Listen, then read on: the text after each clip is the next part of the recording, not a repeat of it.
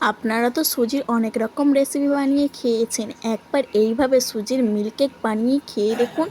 Guarantee দিতে পারি এই রেসিপিটা একটা তো খেলে মনই ভরবে না।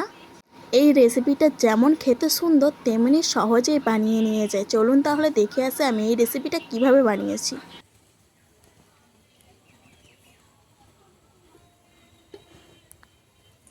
নমস্কার বন্ধুরা, মামুনি রান্নাঘর স্প্লেসফুডে আপনাদেরকে আবারও অনেক অনেক স্বাগত জানিয়ে আজকে আবার একটা নতুন রেসিপি নিয়ে চলে এসেছি। সামনেই আসছে ভাইফোঁটার স্পেশাল একটা মিষ্টি রেসিপি নিয়ে চলে এসেছি। হাতের কাছে থাকা কয়েকটা উপকরণ দিয়ে এই মিষ্টিটা বানিয়ে নেওয়া যাবে। চলুন তাহলে কিভাবে এই রেসিপিটা বানিয়ে নেওয়া যায়, পুরো ভিডিওটা আমার সঙ্গে থাকবেন। আশা করছি আপনাদের খুবই ভালো লাগবে।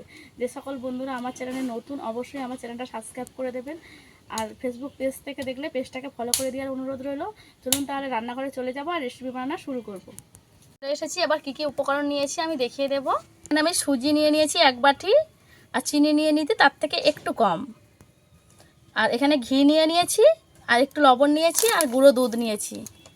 আজকে আমি আপনাদের সঙ্গে শেয়ার করব সুজির মিল্ক কেক। চলুন তাহলে উনুনটা ধরিয়ে নিয়ে যাক। আমি ঘিটাকে আগে থেকে একটু রোদে দিয়ে গলিয়ে নিয়েছিলাম, নিয়েছি ভালোভাবে। এর মধ্যে একটু জল দিয়ে জলটা গরম করে নেব। এই 1 বাটির মতো জল অল্প পরিমাণেই দেবো। ভাবে গরম হয়ে গেছে, নামিয়ে নেব।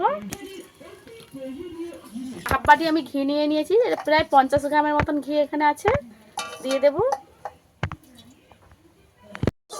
ঘিটাকে আমি একটু কড়ার মধ্যে চাড়িয়ে দেব।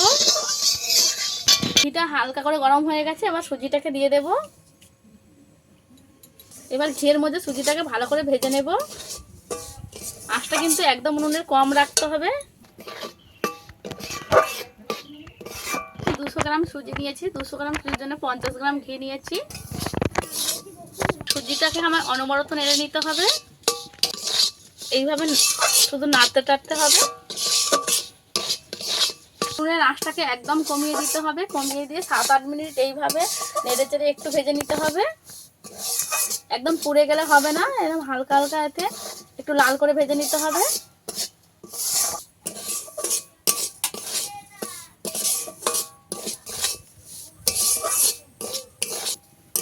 যখনই সুজিটা ভালোভাবে ভাজা হয়ে যাবে, তখন সুজি থেকে একটু তেল ছাড়তে শুরু করে দেবে।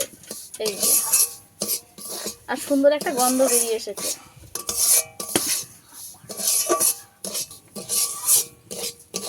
সুজিটাকে আরেকটু লাল করে ভেজে নেব।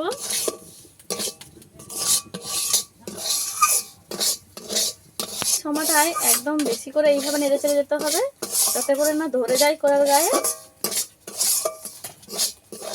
আমি এইভাবে ভেজে নিয়েছি লাল করে, এবার নামিয়ে নেব।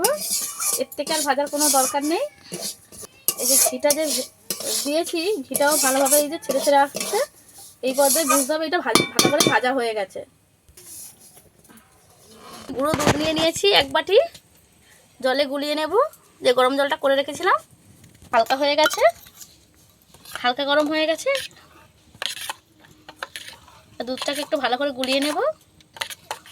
ঠিক আমি 1 বাটি সুজি নিয়েছিলাম, তাই 1 বাটির থেকে একটু কম চিনি দিচ্ছি। প্রায় 1 বাটি, তার থেকে সামান্য একটু কম। দুধটা গুলিয়ে নিয়েছি, এটাকেও দিয়ে দেবো ওর মধ্যে।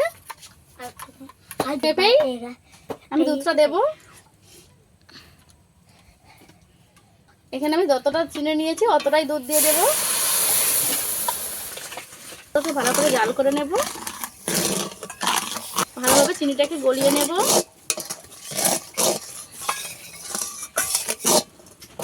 ভালোভাবে চিনিটা গুলে গেছে, এই যে, আর একটু ফুটিয়ে নেব।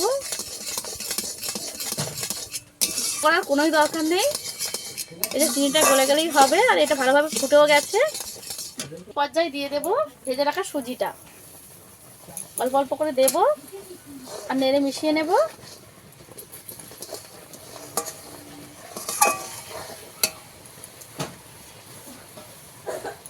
অল্প একটু লবণ দেব। আপনারা লবণ চাইলে দিতে পারেন, আবার নাও দিতে পারেন। একটু মিষ্টিতে লবণ দিয়ে দিলে ভালো লাগে, তাই আমি লবণটা দিয়েছি। আপনারা চাইলে নাও দিতে পারেন। এবারে ভালো করে এটাকে জাল করে নেব। এইভাবে নেড়েচেড়ে একটু মিশিয়ে নেব।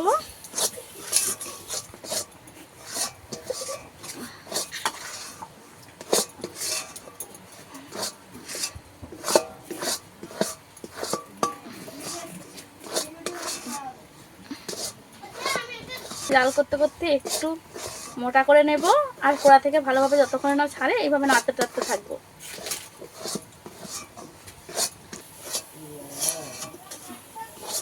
এইভাবে অনবরত নেড়ে ছেড়ে এই যে কড়া থেকে ভালোভাবে ছেড়ে আসছে, এই পর্যায়ে বুঝতে হবে। আর কীভাবে দানা দানা হয়ে যাচ্ছে দেখুন, দেখলেই বুঝতে পারবেন।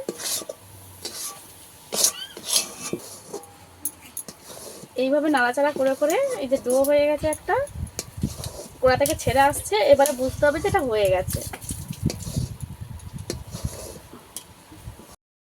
যখনই দেখবেন যে কড়া থেকে ছেড়ে আসছে তখনই এটাকে লাবিয়ে দিতে হবে। এই যে আর কত দানা দানা ভাব হয়েছে। আর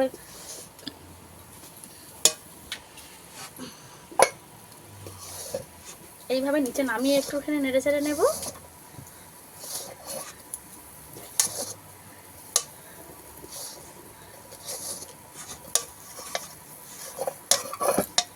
এদিকে একটা 4 চৌকো পাত্র নিয়ে নিয়েছি। আগে থেকে একটা সাদা কাগজের পৃষ্ঠারে একটু ঘি মাখিয়ে রেখে দিয়েছিলাম। এবার এটাকে সেট করে দেব, দিয়ে দেব, সেট করে দেব। সুন্দর করে খুন্তি দিয়ে একটু চেপে চেপে একটু সেট করে দিতে হবে।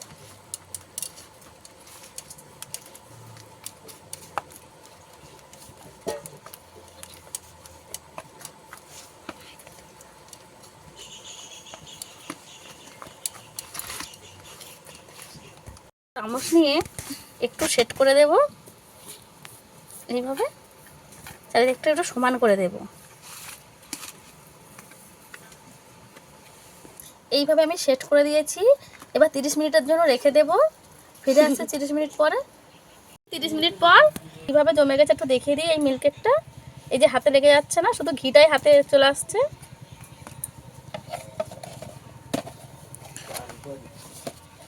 এটা শুধু উপর করে দিতেই কিন্তু বেরিয়ে এলো সহজে। তুলে নেব, কেটে নেব।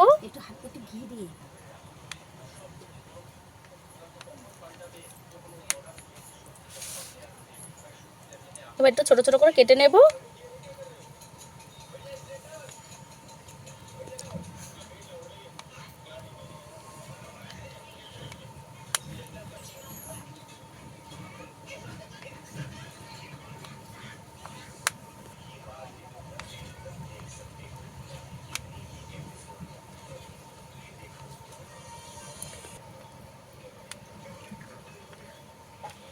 তুলে নেব একটা একটা করে।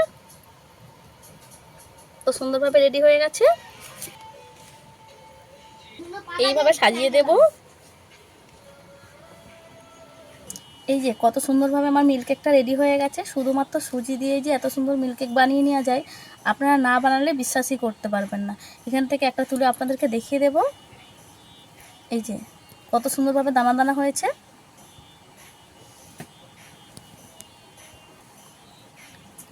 রেসিপিটা আপনাদের কাছে কেমন লেগেছে অবশ্যই কমেন্ট করে জানাবেন।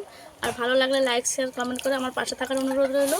আজকে ভিডিও এই পর্যন্ত। দেখা হচ্ছে নতুন কোনো ভিডিও নিয়ে। ততক্ষণে ভালো থাকবেন, সুস্থ থাকবেন।